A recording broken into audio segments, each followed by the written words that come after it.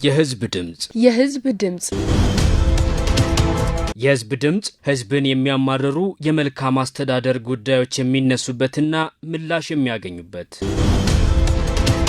ዜጎች ሐሳባቸውን የሚገልጹበት መልካም ተሞክሮዎች የሚቀርቡበት ቢሆን ቢደረግ ብናደርግ የሚሉ የመፍትሄ ሐሳቦች ድምጾች የሚሰሙበት የህዝብ ድምጽ ፕሮግራም በኤኤምኤን ኤፍኤም 96.3 ሬዲዮ ዘወትር ሰኞ ረፋድ ከ4 ሰዓት ከ30 እስከ 5 ሰዓት ይቀርባል። የህዝብ ድምጽ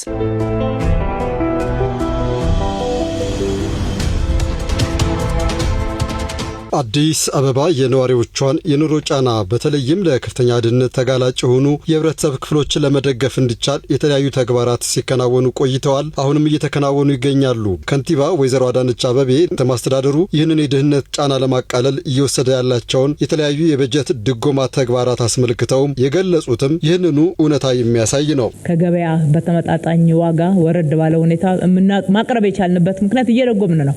እንደ ምሳሌ ብናነሳ ከሜድሮክ ኢንቨስትመንት ጋር ብቻ በመናደርገው ጥረት ግማሽ ቢሊየን ያክል ገንዘብ ለዳቦ አቅርቦት ይደጎማል። ከዚህ በፊት ከተማ አስተዳደሩ ነበረ።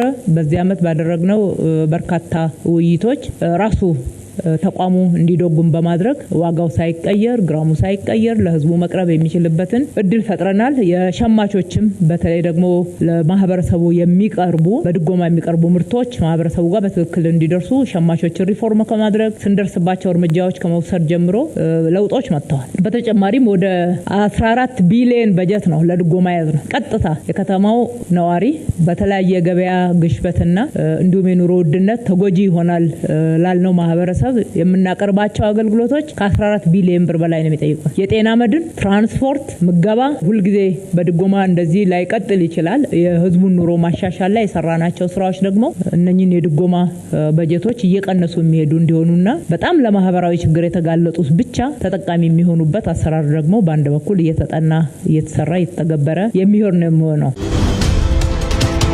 ሰላም ጤና ይስጥልኝ አድማጮች። በዛሬው የህዝብ ድምጽ ፕሮግራማችን የአዲስ አበባ ከተማ አስተዳደር በተለያየ ሁኔታ የነዋሪዎችን የኑሮ ጫና ለማቃለል ከሚያደርጋቸው ተግባራት አንዱ የምገባ ተግባር ተጠቃሽ ነው። ለመሆኑ እየተገበረ ያለው ይህ የምገባ ስርዓት የነዋሪዎቹን የኑሮ ጫና በማቃለል ረገድ እያበረከተ ያለው አስተዋጽኦ እንዴት ያለ ነው ስንል ተጠቃሚ የሆኑ የህብረተሰብ ክፍሎችን ጉዳዩ የሚመለከታቸው በተለያየ ደረጃ የሚገኙ ኃላፊዎችንና የዘርፉ ምሁራንን ሐሳብ አካተን ያዘጋጀነውን የዛሬውን የህዝብ ድምጽ ፕሮግራም የፕሮግራሙ አዘጋጅና አቅራቢ እኔ ዘውድና አብዲ ወደ እናንተ አዘጋጅቼ አቅርቤያለሁ። አብሮነታችሁንም በማክበር እጠይቃለሁ። አድማጮች ለዚህ ፕሮግራም መነሻም እንዲሆነኝ በአዲስ አበባ ከተማ አስተዳደር ለሚኩራ ክፍለ ከተማ ወረዳ 4 የሚገኘው የተስፋ ብርሃን የምገባ ማዕከል ተገኝቻለሁ። በዚህ ምገባ ማዕከል በቀን አንዴ እንዲመገቡ የተፈቀደላቸው የህብረተሰብ ክፍሎች በዚህ የምገባ ማዕከል ተመግበው ሲወጡ በነበረበት ወቅት ነው። ይህ የምገባ ተግባር እያስገኘ ስላለው አበርክቶ ምን ይመስላል ስል ጥያቄ ማቀረብኩላቸው። አረጋዊን ታደረ ምን እፎይታ ሰጥቶት ግን እንደው ይሄንን በማግኘታቸው ጥሩ ነው። ምንም አይልም፣ ጥሩ ነው። እስቲ ምገባው ምን ያልጠቅሟል? በፊት የት ነበር የሚኖሩት? እዚሁ አራብሳ ነው የሚኖሩት። እዚሁ ነው። እዚሁ ነው። ኑሮትስ ምን ይመስላል? ኑሮዬማ ምንም ትንሽ የጉሊት አለች፣ እሷን እየሰራሁ በሷ ነው የምተዳደር። ምንም የሚረዳኝ ምንም ነገር የለኝም። ስለዚህ ምገባ ምን ያልጠቅሙታል? ጠቅሞኛል፣ እግዚአብሔር ይመስገን። ምንም አይልም፣ ደህና ነው። እቴ አንቺ ነው ባለ ሰውዬው ታሞብኝ ነው እንጂ ያለ ሰውዬ አሞቶ ተኝቶ ነው ተጎረቤት ጋር መጥቼ ነው። ገቢውስ እንዴት ነው? ገቢ ይኸው እንደ ሰው ነው። ምንድን ነው የሚተዳደሩት? በምንድን ነው የሚተዳደሩት? ያው ትድድር ደግሞ መንገር ነው። ሌላ እቺን አገኘን እቺን እየበላን ነው። አሁን እንደ ሰዎች እንደዚህ ግማሽ የሚሰጡናል ሲያገኙ፣ ሲጠፋ ደግሞ ግማሽ ሲገኝ ወለ አንዳንድ እንጀራ ምናምን ይሰጡናል። ሁለት ደግሞ አንዳንድ ቀን ይሰጡናል። አገር አማን ይሁን፣ አገሩ ጥጋቢ ይሁንልን፣ አገሩ ሰላም ይሁንልን። አገር ላይ ነውና የምናገኘው፣ አገር ተጠፋየት እናገኛለን። ተመስገን ጌታ ያብለን ተቀምጠናል። እዚህ በመጠቀሙት ምን እፎይታ ሰጥቶት? ኑሮት ምን ይመስላል? ገቢዎት ምን ይመስላል? ያ ከኑሮአችን አንፃር ያው የተሰጠንን እየጎረስን ነው። ያው እኔ በ3 ቤተሰብ ነው የታማሚ ልጅ ተማብኝ እስቲ ተማብኝ እየኖርኩኝ ነው። ያ በሷ በ3 ሰው ነው መገበው። ያ ምን ያልጠቀሙት ታዲያ? ያው ጠቀመን ባለው አንፃር ማለት ነው። ያው ገቢ ያሉት ምንድነው? የለኝም። በምንድነው የሚተዳደረው? ያው እቤት ውስጥ ታማሚያን ይዤ ነው ማለት ነው ቁጭ ያልኩት። ምንም ገቢ የለኝም፣ ረዳትም የለኝም። እግዚአብሔር ይስጣችሁ እናንተ እድሜ ጤና ይስጣችሁ። ያ ባላቀም በቀን አንዴ እየተመገብን ነው። እግዚአብሔር ይመስገን። ይሄንን የሚያደርግልን ሰው እግዚአብሔር ይስጠው። ሀገር ሰላም ይሁን። ዋናው ሀገር ሰላም ሲሆን ነው ትልቁ ነገር። እኛ ድሃም ሆነ ሀብታም ዋናው ትልቁ ሰላም ነው እና ያንን የሚያደርግልን ሰው እግዚአብሔር ይስጠው፣ ጨምሮ ይስጠው ነው። ሌላ እናመሰግናለን። እድሜ ጤና ይስጣችሁ ለሁሉም ሰው። እውነት ይሄ ጥሩ ነው። እውነት ይሄ ባይሆን ኖሮ ወጥቀን ነበር እኮ መንገድ ላይ ወጥቀን ነበር። ስንት ከአለፈው ጊዜ ብዙ ነገር ታይቷል።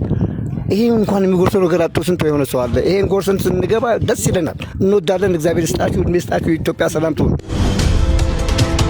ከዚህ የተስፋ ምገባ ማዕከልም በቅርብ ርቀት የሚገኘው የዱዱቢሳ አንደኛ ደረጃ ትምህርት ቤት በመገኘትም የወላጆችን የተማሪዎችን እፎይታ ያስገኘውን ይህንን የምገባ ሁኔታ ለመመልከትና ሀሳባቸውንም ለመጠየቅ በትምህርት ቤቱ ቅጥር ግቢ ተገኝቻለሁ። ተማሪዎቹ በዚህ ምገባ መርሃ ግብርና መንግስት ለተማሪዎች የሚያደርጋቸው የተለያዩ የትምህርት ቁሳቁስና ዩኒፎርም ድጋፍ የወላጆቻችንን የኢኮኖሚ ጫና ያቃለለና እኛንም በትምህርታችን ላይ እንድናተኩር ያደረገ ነው ሲሉ ነው ሀሳባቸውን ያካፈሉኝ። ስሜ ቃል ኪዳን አቤት ይባላል። የ8ኛ 02 ተማሪ ነኝ። የትምህርት ቤት ዱዱቢሳ ቅድመ አንደኛ ደረጃ ትምህርት ቤት። እውነት ለመናገር ምገባ ሳይጀመር በፊት ያለውና ምገባ ተጀምሮ ያለው በጣም ልዩነት አለው፣ ትልቅ ልዩነት አለው።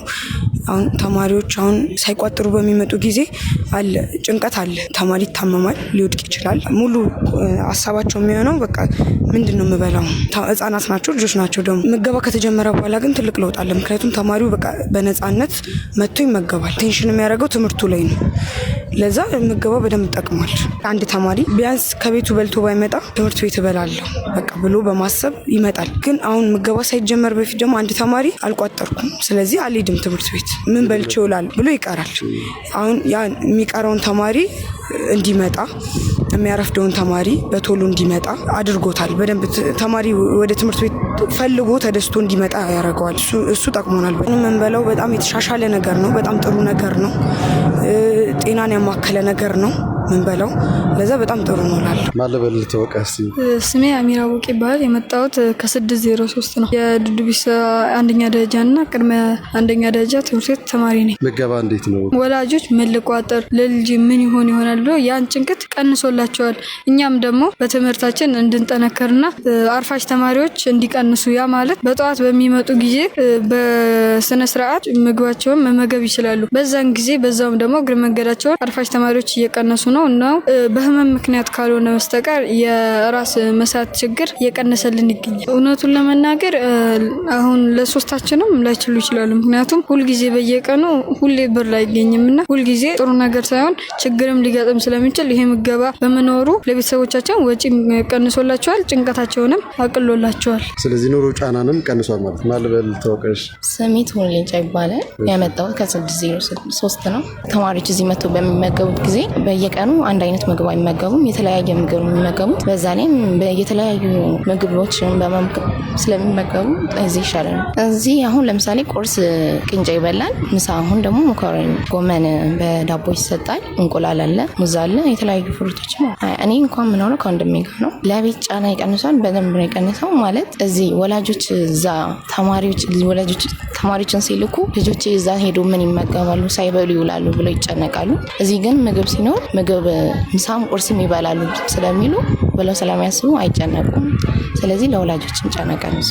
ወንድሜም ያው እህቴ እዛ ሄዳ ምግብ ሳበላ ትውላለች ምናምን ብሎ አይጨነቅም። እኔም ምን ልቋጥር ወንድሜ አስጨነቅኩት የሚለው ነገር የለም። እዚህ መጥቼ ነው የምበላው። ለተወቀህ ማለት ሉል ደረጃ ይባላለሁ። የ802 ተማሪ ነኝ። ስንተኛ ነው? አምና ፈርስት ሴሚስተር ላይ 5ኛ ነው የወጣሁት፣ ሰከንድ ላይ 6 ነው የወጣሁት። ገባውና ዩኒፎርሙ እንደዚህ ምን ጥቅም ሰጠ? ብዙ የተሻሻለ ጥቅም አለ። አሁን በፊት ላይ ቤተሰቦቻችን ላይ ጫና ነበረ። ጠዋት ተነስተው ምግብ ለመቋጠር ማታም ጠዋት ከምነሳ ይሉና ማታም ሰርተው የሚያድሩት አለ። ያ ነገር ተሻሽሏል። ቤት ላይ ምን ልሰር ምን ላድርግ እያሉ የሚጨነቁት ነበር። ያ ነገር ተሻሽሎልናል። ገባው የሚሰጠን ከአምና ዘንድሮ የተሻለ ነው። ፍራፍሬዎች ተጨምረዋል። ተመጣጣኝ የምግብ ይዘቱ የያዘውን እየተሰጠን ይገኛል። እናም ብዙ ተማሪዎች ያ ምገባው ከመኖሩ በፊት አብዛኛውን ጊዜ ጨዋታ ላይ ነው፣ ሜዳ ላይ ነው የሚያሳልፉት። ተጫውተው ይገቡና ክፍል ውስጥ ምግብም ረሃብም ስለሚኖር ይወድቃሉ፣ ይተኛሉ ወይ ደግሞ የሚተኙም ብዙ ጊዜ ትምህርታቸውን ፎከስ አያደርጉም ከጨዋታ በኋላ ወይንም ከምሳ ሰዓት በኋላ እናም ያ ነገር ተሻሽሏል። ተማሪዎችም ማርፈድ አቁመዋል። ያ ማለት በጠዋት ነው የሚመጡት። ጠዋት ላይ ቁርስ ሰዓት ስላለ ያ ሰዓት ሳያልፍ ብሎ በጠዋት የሚመጡ ተማሪዎች። ለአንተ ለትምህርት ውጤትህ ምን ለውጥ አገኘልኝ ትላለህ? ነፃ ሆነ ትምህርት እንድትማርና ትኩረት እንድታደርግ ቤተሰብንም ሳታስቸግር ሳትጨነቅ ውጤታማ እንድትሆን ምን ያህል ጠቅመዋል? ቤት በፊት ላይ ቤተሰቦቼ ምን ላድርግለት ምናምን እያሉ የሚጨናነቁት እዚህ እየመጣው ትዝ ካለኝ ምናምን ስለሱ ላስብ እችላለሁ። ቤት ላይም አሁን እኔ ባልወስድም ግን ለቤተሰቦቻችን እያሉ የሚወስዱ ተማሪዎች አሉ። ያ ማለት በጣም ዝቅተኛ የኑሮ ደረጃ ላይ ያሉት ተማሪዎች ለቤተሰቦቻቸው ወስዳሉ። አሁን እንደ ራሴ ስናገር ቤት ላይ ማሚ አስተማሪ ነች። በጠዋት የምትወጣ ከሆነ መቋጠር ካልተመቻት እዙ እመገባለሁ ማለት ነው። የሚቋጠሩ ተማሪዎችም ጭማሪ ሆኖላቸው ስለዚህ አሪፍ ነው። በጣም ጥሩ። እናም አሉ ተማሪዎቹ መንግስት በትምህርታችን ውጤታማም እንድንሆን ያደረገውን ዘርፈ ብዙ ድጋፍ በአግባቡ በመጠቀምም አሉ ያስተማረንን ህብረተሰብ ለመካስ ሀሳብ ያላቸው መሆኑን ነው እንደ የገለጹት። ከሚደረግልሽ እንክብካቤ ድጋፍ አንጻር ምን ታልሚያለሽ? ያንቺ ስልምስ? እኔም እንደዛው እኔም ትምህርቴን ለማቋረጥ ሳይሆን ማስበው አሁን ትምህርቴን ጨርሼ ወላጆቼን ረድቼ ትምህርት ቤቱንም ራሴንም መለወጥ የምፈልገው ትምህርቴን ጨርሼ ቤተሰቦቼን ሀገሬን መርዳት ነው የምፈልገው ነው። ወደፊት ምን መሆን ነው የምታስበው? ኢንጂነርነት ሙያ ተሰማርቼ ሀገሬንና ቤተሰቦቼን ለማስጠራት ነው የምፈልገው። ተርሚ ይሳካል። አሜን። ሰልምሽ ምንድን ነው? ምን መሆን ነው የምትፈልጊው? ዶክተር፣ የልብ ስፔሻል ዶክተር መሆን ነው። ለምን ፈልግሽ? ያው ብዙ ህጻናትም ትልልቅ ሰዎችም በልብ ህመም ምክንያት ብዙ ጊዜ ይሰቃያሉ። አብሶ በህጻናት በጣም ነው የሚሰቃዩት እና ለዛ ያሰብሽበት ቦታ እንድትደርሺ ነው ይልሻል። አመሰግናለሁ። ህልምህስ ምንድን ነው መሆን የምትፈልገው ወደፊት? ፉል ስታክ ዌብሳይት ዴቨሎፐር ወይንም ደግሞ ኮደር እና ደግሞ አስትሮኖመር መሆን ህልም አለ። እንደምታሳካውም ታምናለሁ። ኮደር አሁን ላይም ኮደር ነኝ። ይሄ የኮዲንጉን ትምህርት እንትን አላልኩትም፣ ግን ግራፊክስ ዲዛይን፣ ቪዲዮ ኤዲቲንግ ምናምን እሰራለሁ። ከዚህ በላይ እንድትደርስ እመኝልሃለሁ። አመሰግናለሁ። በዚህ የድህነት ቅነሳ አካል የሆነውና ከምገባም ባሻገር የስራ ዕድል የፈጠረ ተግባር ስለመሆኑ የሚገልጹት ደግሞ በዱብቢሳ አንደኛ ደረጃ ትምህርት ቤት ያነጋገርኳቸው እናቶች ናቸው። መስከረም ግርማ እባላለሁ። ከዚህ በፊት 2012 ላይ ነው የተደራጀ ነው በምን ስራ? በምገባ እና ከዚህ በፊት ምንም አይነት ስራ አልነበረንም። መንግስታችን ይህንን የስራ እድል ስላዘጋጀልን እጅግ በጣም እናመሰግናለን። ቤት ነበርን፣ ያው የወንድ እጅ አይተን ነበር የምንኖረው። አሁን ግን በራሳችን ሰርተን በራሳችን ልጆቻችንን ይዘን እዚሁ በልተን ልጆቻችን እያየን እዚሁ ተመግበው እና በጣም ከፍተኛ የሆነ የስራ እድል ነው የተፈጠረልን። ኑሮ ላይ ህይወት ላይ ምን ለውጥ አስገኘለች? ኑሯችን ላይ ከድሮ የተሻለ ነው። ምን እየሰራን እየገባን ነው። ስራ አጦች ነበርን። ከቤት ወጥተን ነው ዛሬ እዚህ የስራ እድል ያገኘነውና ኑሯችን ላይ በጣም ጥሩ ነው ያለነው። ገቢ ደረጃስ ምን ያህል ለውጣችኋል? ምን ያህል ታገኛላችሁ? ገቢያችን ያው የተለያየ ቢሆንም በየጊዜው እናገኛለን። ለቤታችን ምን መራ የቤት ኪራይ ከፍለን ቤት ኪራይ ምን ከፍለው ለልጆቻችን ቀላ ብዙ ነገር ቀይረናል። ጥሩ ነው። ተማሪዎቹስ ላይ በፊት ምሳ መቋጠር ነበረ፣ ለልጆች ምግብ ቁርስ ምሳ ማሰብ ነበርና እሱስ ምን እፎይታ ሰጣችሁ? አሁን እጅግ በጣም እኛ በጣም ደስተኞች ነን። ለምን ወላጆችን መተው ሲያመሰግኑ ልጆቻቸው እዚህ ሲመገቡ ሲያዩ ወላጆች ራሱ በጣም ደስተኞች ናቸው። ለምን ልጆች ድሮ በየትምህርት ቤቱ ይወድቁ ነበረ፣ ሳይበሉ የሚመጡ ልጆች አሉ። አሁን ግን ልጆቻቸው በልተው ነው የሚሄዱት፣ ናፍቀው ነው የሚመጡት። ቁርስ ዛሬ ምንድነው ምሳ ምንድነው ብለው በጣም ተደስተው ወላጅ ሁሉ በቃ በጣም ደስተኛ ነው በዚህ ማለት ነው። እርሱ እያስተማሩም እዚህም እንደገና ልጆቹም ሲመገቡ ድህነት ምን ያህል ቀንሷል ብለው ያስባሉ? ይሄ የሚገባ ስርዓት ምን ያህል ከድህነት ቅነሳ ጋር እፎይታ ሰጥቷል ማለት ይቻላል? ወላጅ ድሮ ምግብ ለመቋጠር በጣም ይቸገራል። አሁን ግን ወላጅ የሚያስበው ነገር የለም ቤት። ለምን ልጁ ቁርስ እዚህ ይበላል፣ ምሳ ይበላል። ብዙ ተማሪዎች ደግሞ የሚቋጠርላቸው አሉ በቤት ደግሞ እራት የሚበሉት ማለት ነው ከወላጆቻቸው ጋር። በቃ ወላጅም በጣም ደስተኛ ነው። ያው በምናየው እኛ በቅርበት ልጆቹም አብረውን ስላሉ ወላጅም መጥቶ የሚሰጠን አስተያየት በጣም ደስ የሚል ነው። በቃ እኛ በጣም ረክተን ነው የምንሰራው። ተከራይቼ ነው የምኖረው፣ ስራ አልነበረኝም። የወንድ እጅ አይቼ ነበር የምኖረው እና ይሄ ስራ እድል ሲፈጠር በጣም ፈርተን ነበር ስንገባ። እንዴት ነው የምንሰራው? ማለት አሰራሩም አዲስ ስለሆነ ከቤት ወተንም ስለማናቅ ምንም አይነት ግንዛቤ አልነበረንም። ግን ወተን ስናየው በጣም ደስተኞች ነን። በጣም ብዙ የኑሮ ጫና ቀንሶልናል። የቤት ኪራይ ላይም ብንኖር ብዙ ነገር ችለን ነው። ኑሮ አሁን ከፍተኛ ሆኖብናል። ኑሮ ጨምሯል በጣም ግን በዛው ልክ ደግሞ ያስተካከለን እየሄድን የሞከር ነው። ሃኒ ይባላለሁ። ከጌጡና ከሃኒ ማህበር ነው ስራኔ ምገባ ላይ ነው የምሰራው። እግዚአብሔር ይመስገን። አሁን ከዚህ በፊት ያው የቤት መቤት ነን ቁጭ ብለን ነው የምንኖር የነበረው።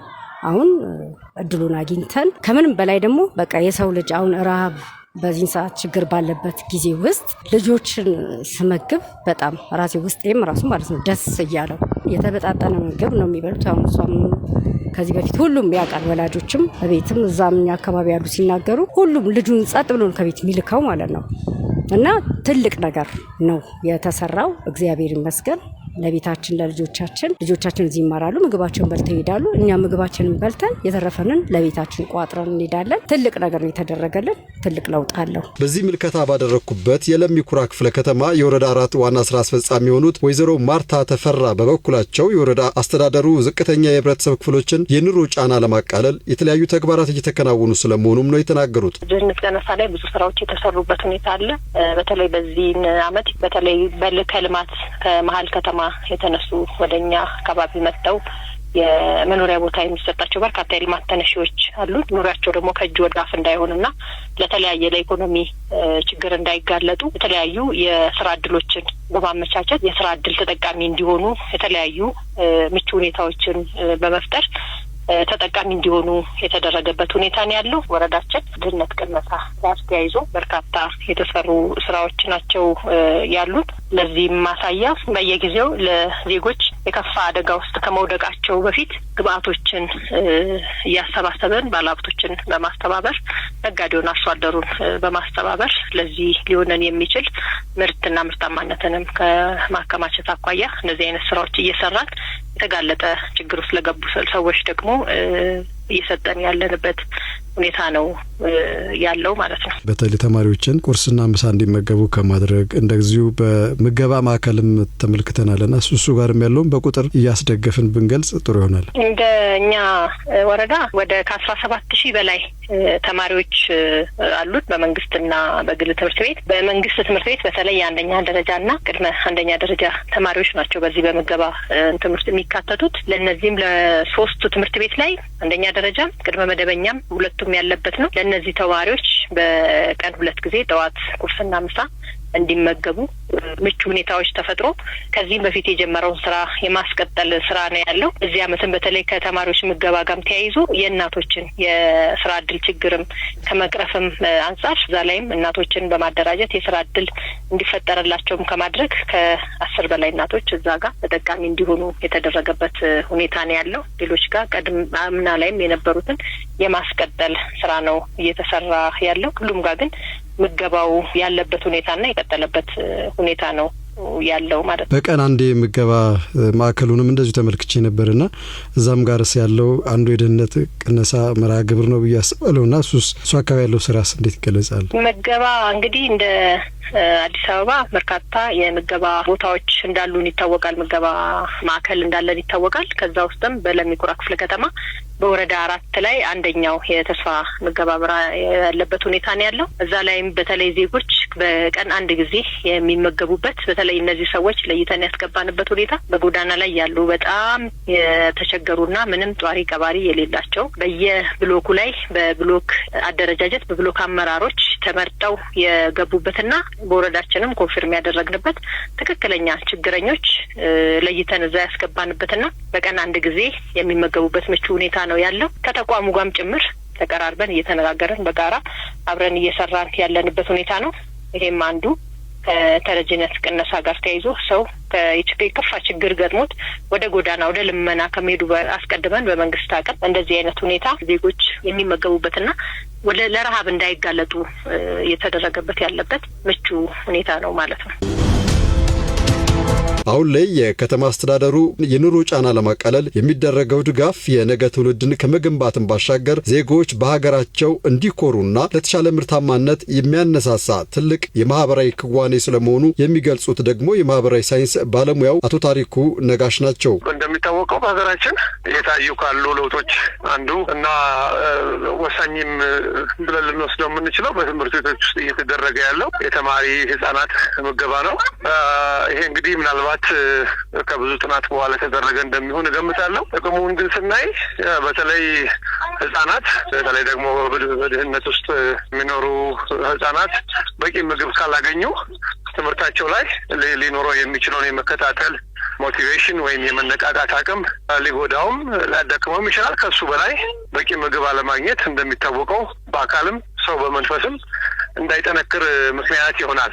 ስለዚህ አንድ ህፃን ልጅ ከትምህርት ወደ ትምህርት ከመግባቱም በፊት በለው በማንኛውም የህይወት እንትን ውስጥ በቂ ምግብ ማግኘት አለበት። ይህም በርካታ የሆነ ማህበራዊ ኢምፕሊኬሽን አለው። አንደኛው በራሱ እንዲተማመን፣ ተረጋጋ ስነ ልቦናዊ ሁኔታ እንዲኖረው፣ በትምህርቱም ደስተኛ እንዲሆን ከማድረጉም በላይ ቀጣዩ ትውልድ በአካልም በአእምሮም የበለጸገ ጠንካራ ትውልድ እንዲፈጠር የሚያደርገው ፋይዳ ሰፊና ግልጽ ነው ብሎ መውሰድ ይቻላል። በተለይ የዚህ ወደ 25 የሚሆኑ የምገባ ማዕከላት በቀን አንዴ ሰዎች እንዲመገቡ በድህነት ወለል በታች ያሉ ሰዎች ተቋቋመው የምገባ ማዕከልም አለና እነዚህ የምገባ ማዕከላት አስተዋጽኦአቸው እንዴት ይገለጻል?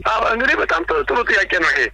በእውነት የሚሰራውም ስራ ቀላል አይደለም። እንደምታውቀው ማንኛውም ዜጋ ሀገሩን የበለጠ እንዲወድና እንዲያፈቅር ራሱንም እንዲያከብር በቂ ምግብ እና ሌሎችም መሰረታዊ ፍላጎቶች መሟላት አለባቸው። እንደዚህ ያለ የምግብ ፕሮግራም ተጋላጭ የሚሆኑ ሰዎች ብዙ ጊዜ ስናያቸው በእድሜያቸው የገፉ ምናልባትም ደግሞ ለሀገራቸውን በተለያየ መንገድ ኮንትሪቢዩት ያደረጉ ግን ያንን በቂ ለሰው ልጅ በቂ የሆነውን የዕለት ምግብ ማግኘት የማይችሉ ሰዎች ናቸው ለፕሮግራሙ የሚዘጋጀው። ስለዚህ ዜጎች ሀገራቸውን እንዲወዱ ከመንግስታቸው ጋር ተቀራርበው እንዲኖሩ ወይም ሀሳብ እንዲሰጡ የማድረግ ፋይዳው ቀላል አይደለም። በቂ ምግብ፣ መጠለያ፣ ጤናማ አካባቢ መኖር፣ በቂ የጤና አገልግሎት ማግኘት የማንም የሰው ልጅ ሰብአዊ መብት ከሆኑም ባሻገር በእኛም በኢትዮጵያም ህገ መንግስት ውስጥ ተደንግጎ የምናገኘው ነገር ስለሆነ ፋይዳው ከፍተኛ ነው ብሎ መውሰድ ይቻላል። ከሁሉ በላይ ደግሞ የድህነት ቅነሳ፣ ሰዎች ራሳቸውን በምግብ እንዲችሉ የስራ እድልም እንዲስፋፋ ማድረጉ ደግሞ የበለጠ ትልቅ ስራ እንደ ሀገርም እንደ ዜጋም የሚጠብቀን ስራ ነው የሚሆነው ወደፊት። ነገር ግን እንደዚህ የምገባ ፕሮግራሞች ማህበረሰቡ ሀገሩን እንዲወድ፣ ራሱን እንዲያከብር፣ ማህበራዊ ትስስሩ እንዲጠነክር፣ በመንግስትና በዜጎች መካከል ያለ መተማመን እንዲጨምር ሊኖረው የሚችለው ፋይዳ ከፍተኛ ነው ብሎ መውሰድ ይቻላል። ከዛ ውጭ ግን ሰብአዊም የሞራልም ስራም ነው ደግሞ መውሰድ ይቻላል። የአዲስ አበባ ከተማ አስተዳደር የምገባ ኤጀንሲ ምክትል ዋና ዳይሬክተር የሆኑት ወይዘሮ ስንታየው ማሞ ደግሞ ከተማ አስተዳደሩ ከሚተገብራቸው የሰው ተኮር ስራዎችን በልዩ ትኩረት ሰጥቶ እየሰራ ስለመሆኑ ነው የገለጹት። የአዲስ አበባ ከተማ አስተዳደር እንግዲህ ከሚያከናውናቸው ሰው ተኮር ተግባራት መካከል አንዱ ሰው ተኮር ተግባር ብለን የምናከናውነው የተማሪዎች ምገባ አገልግሎትን ነው። የማህበረሰብ አቀፍ ወይም ኮሚኒቲ ፊዲንግ ሴንተር የምንለው ምገባ አገልግሎት ነው። እነዚህ ሁለቱም ተግባራት በተለይ በቀን አንድ ጊዜ መመገብ የማይችሉ ዜጎችን ለመመገብ ረገድ፣ ሁለተኛ በተማሪዎች ምገባም የነዋሪዎችን እፎይታ ከማሳደግ አኳያና የተማሪዎችን አእምሯዊና አካላዊ እድገት የተሻለ ለማድረግ የሚሰሩ ስራዎች እንደመሆናቸው መጠን እነዚህ ሁለቱም በጥቅል ሲታይ የነዋሪውን ተማሪዎችም ሆነ አረጋውያንን አምራች ዜጎች ሆነው የመረዳዳት ባህሉ የተሻለ ሆኖ እንዲሄድ በማድረግ ነገር ትልቅ አስተዋጽኦ አለው። በመሆኑ ምክንያት አሁን ባለንበት ሁኔታ ላለፉት 5-6 ዓመታት ምገባ ማዕከላትን በማስፋፋት ረገድ ከአንድ ጀምረን በክብርት ከንቲባችን ሀሳብ አመንጭነት አሁን ላይ 26 ምገባ ማዕከል ደርሰናል። በ2018 31 ምገባ ማዕከል ለማድረስ አቅደን እየሰራን ያለ ነው። በተጠቃሚ ረገድ ደግሞ ወደ 36600 አለን። በ2018 41000 ተጠቃሚዎች በዚህ ተቋማት አገልግሎት ያገኛሉ ብለን አቅደን እየሰራን ያለ ነው። በተማሪዎች ምገባም በተመሳሳይ አሁን ባለው ከተጀመረበት 2013 ጀምሮ እንግዲህ ከ375000 ተማሪ ተነስቶ አሁን ላይ ወደ 976702 ተማሪዎች በቀን 2 ጊዜ የተመጣጠነ ምግብ በተሻለ ሁኔታ እየተመገቡ ያሉበት ሁኔታ ነው ያለው። ይሄ የተማሪዎች ምገባ አገልግሎት ተማሪዎችን ብቻ መመገብ ብቻ ሳይሆን ጎን ለጎን ስራ ዕድል የመፍጠር ስላለው 16000 መጋቢ እናቶች በዚህ ስራ ላይ ተሰማርተው እየሰሩ ያሉበት ሁኔታ ነው ያለው ማለት ነው። ስለዚህ በጥቅል የተማሪዎች ምገባም ሆነ የተስፋ ብርሃን ምገባ ማዕከል የምንለው ምገባ በጥቅል ነዋሪዎች በተለያየ ምክንያት ለማህበራዊ ችግሮች በተለያየ ማህበራዊም ኢኮኖሚያዊ ችግሮች ተጋልጠው የሚገኙበት ሁኔታዎች አሉ። ይሄንን በመቅረፍ ረገድና ዛሬ ያሉባቸውን ችግሮች ተሻግረው ቀጣይ አምራች ዜጎች በመሆን ለከተማ እድገት የራሳቸውን አስተዋጽኦ እንዲያደርጉ በማድረግ ረገድ ትልቅ አስተዋጽኦ ያለው ተግባር ነው ብለን ነው የምንወስደው። በተለይም የከተማ አስተዳደሩ ለከፍተኛ የማህበራዊ ችግር ውስጥ የሚገኙ ዜጎችን ከድህነት ለማውጣት እንዲቻልና ተከታታይ የስራ ዕድል ፈጠራ አማራጮችን ለዜጎች በማመቻቸትና ተጠቃሚ በማድረግም ከተረጅነት ለማውጣት እየተሰራ ስለመሆኑ ነው ያሳወቁት። ድህነት ቅነሳ ስትራቴጂ አኳያ ይሄስ እንዴት መቃኘት ይቻላል? እንግዲህ የድህነት ቅነሳ ፕሮግራማችንን በጥቅል ስናይ እንደ ሀገርም በተለይ አምራች የማምረት አቅማችንን በማሳደግ ምርቶችን በመጨመር ስራ የሌላቸው ወይ ደግሞ ከስራ ውጪ የሆኑ ዜጎችን የራሳቸው ገቢ እንዲኖራቸው በማድረግ ረገድ የሚሰራው ስራ ትልቅ በድህነት ቅነሳ ረገድ ትልቅ ሽፋን የሚሰጠው ነው። ከድጎማ ከተረጅነት የተላቀቀ ዜጋ እንዲሆን በማድረግ ረገድ ትልቅ ቫልዩ የሚሰጠው ወይም ትኩረት የሚሰጠው ስራ ከድህነት ቅነሳ አኳያ ለምሳሌ የትምህርት ቤት ምገባን በምናይበት ጊዜ የመጋቢ እናቶች ስራ ዕድል እንዳለ ሆኖ ወላጆች በመንግስት ትምህርት ቤት የሚማሩ ተማሪዎች ወላጆች የዕለት ጉርሳቸውንና የተማሪዎችን ምገባና ምግብና ወይም ምሳቃ የሚቋጥሩትና የትምህርት ቤት ቁሳቁስ ለማሟላት የሚያደርጓቸው ከፍተኛ የሆኑ ጥረቶች ጊዜ ሌሎችም ይሄም ሆኖ የተሟላ አድርጎ ለማቅረብ በጣም ችግር የነበረበት ሁኔታ እንደሆነ ይታወቃል። አሁን ላይ ግን የትምህርት ቤት ምገባ ወይም በመንግስት ትምህርት ቤት የሚያስተምሩ የከተማችን ነዋሪ ወላጆች ተማሪዎችን አዘጋጅተው ጤንነታቸው እንዲጠበቅ አድርገው ወደ ትምህርት ቤት ከመላክ ባሻገር በወጪ ደረጃ ያሉባቸው ባለመኖሩ ምክንያት ወጪዎቻቸውን ለትምህርት ቤት ቁሳቁስና ለምገባ የሚያውሏቸው ወጪዎች ለሌላ ወጪዎቻቸው መሸፈኛ ስለሚያደርጉት በዚህ ረገድ ወጪ በመቀነስ ረገድ ትልቅ አስተዋጽኦ ያለው ነው። እፎይታም ጭምር የሰጠ ነው ለነዋሪው ብሎ ነው መውሰድ ይቻላል። ከዚህ ባሻገር የስራ ዕድል ፈጠራ ላይ የተሰማሩ 16,000 እናቶች ቅድም የጠቀስኳቸው ምንም ገቢ የሌላቸው ልጆቻቸውን መመገብ ብቻ ሳይሆን የዕለት ገቢ ኖሯቸው እንዲሰሩ የሚደረጉ በመሆናቸው ምክንያት ከተረጅነት ወጥተው ራሳቸውን የቻሉበት ሁኔታ ነው። ተስፋ ብርሃን ምገባ ማዕከል ላይ በሰፊው ከድህነት ቅነሳ ጋር የሚገናኘው ፕሮግራማችን ይሄ ነው። ምገባ ብቻ አይደለም የምንሰራው፣ በሞቷችን ደረጃም ከምገባ ባሻገር የሚል ሞቶ ይዘን ነው የሚሰራው እንደ ከተማ። ስለዚህ ምገባ ይመገባሉ። በሂደቱ ደግሞ የተለያየ ክህሎትና ሙያ ስልጠና ተሰጥቷቸው ወደ ስራ እንዲገቡ የሚደረግበት ሁኔታ ነው ያለው። በዚህ አመት ብቻ ከ500 በላይ የሚሆኑ ዜጎች ከተረጅነት ወይም ከተመጋቢነት ወጥተው የራሳቸውን ገቢ እንዲያመነጩ የተደረገበትና ወደ ስራ የተሸጋገሩበት ሁኔታ አለ። በየአመቱ ከዚህ 2 እጥፍ የሚሆን ቁጥር የስራ ዕድል እየተፈጠረለት የሚሄድበት ሁኔታ ነው ያለው። ስለዚህ በጥቅል የድህነት ቅነሳውን አንደኛ በመደጋገፍ በመረዳዳት ባለሀብቶች በዚህ ስራ ላይ የሚሰማሩ በመሆናቸው መጠን ካላቸው በማካፈል የሌላቸውን በመርዳት ረገድ ካሉበት ችግር እንዲወጡ የማድረግ ሚናም ከፍተኛ በመሆኑ ምክንያት በጥቅል ለከተማው ነዋሪ ከተረጅነት ወጥቶ የድህነት ወለሉ ወይም የድህነት መጠኑ እንዲቀንስ ማድረግ ረገድ በዚህ ደረጃ አስተዋጽኦ እያደረገ ያለ ፕሮግራም ነው ማለት ነው።